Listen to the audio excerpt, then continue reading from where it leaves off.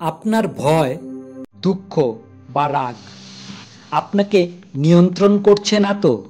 কিংবা এদের প্রভাবে আপনি আবেগতাড়িত হয়ে আপনার সুন্দর জীবনের দিকে এগিয়ে যাওয়ার পথ একটু একটু করে বন্ধ করে ফেলছেন না তো? যদি এমন হয়, তবে তাদেরকে নিয়ন্ত্রণ করতে নিজেকে কিভাবে তৈরি করবেন, তা নিয়ে ভিডিওটি। এটাই জীবনের গল্প। চলুন শোনা যাক। আমরা কিভাবে কথা বলি বা ব্যবহার করি, তাই আমাদের পরিচয়। যখন আমরা কোনো কথা বলি, তখন আমরা অন্যদের নিজের সম্পর্কে জানার এবং ভেতরটা দেখার সুযোগ করে দেই। অতএব অবান্তর কথা নয়, বক্তব্য উপস্থিত করার জন্য, সঠিক বক্তব্য উপস্থাপিত করার জন্য নিজের ওপর লাগাম দিয়ে অন্যজনকেও বলার সুযোগ করে দেওয়া।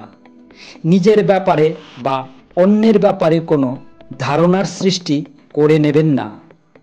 আপনার জীবনে যে দুঃখের মেঘ জমে রয়েছে, তার জন্য আপনি বা আপনার কোনো ভুল সিদ্ধান্ত দায়ী নয় তো? নিজেকে প্রশ্ন করে জেনে নিন।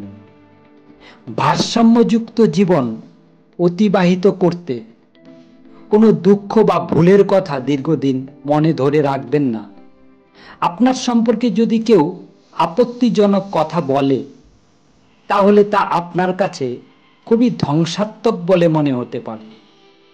কিন্তু আপনি যদি যত শীঘ্র সম্ভব তা ভুলে গিয়ে আর কখনো না করার সিদ্ধান্ত গ্রহণ করতে পারেন, তাহলে আপনি অতি শীঘ্রই তার থেকে মুক্তি পেতে সক্ষম হবেন।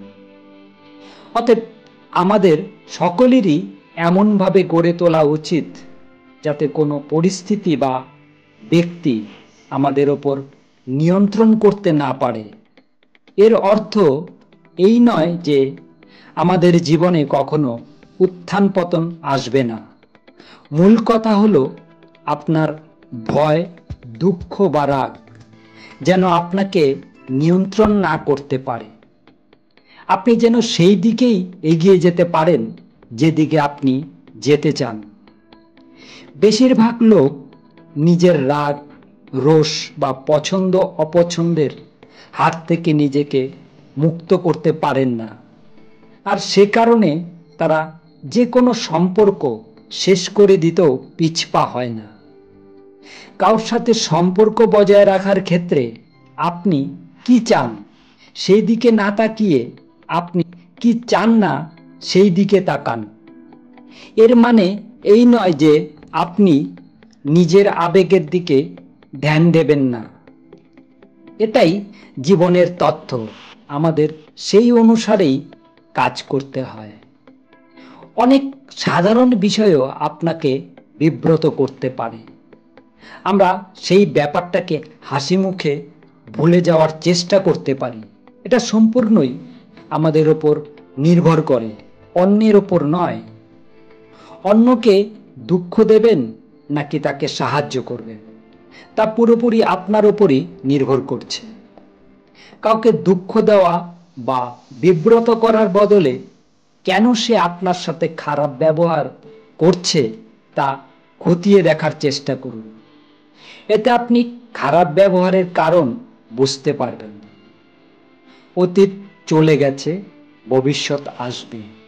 তাই আনন্দ উপভোগ করতে হলে বর্তমানকে উপভোগ করুন। আগের বা পরের কথা ভেবে আর বর্তমানকে নষ্ট করা নয়। আজ এই পর্যন্ত।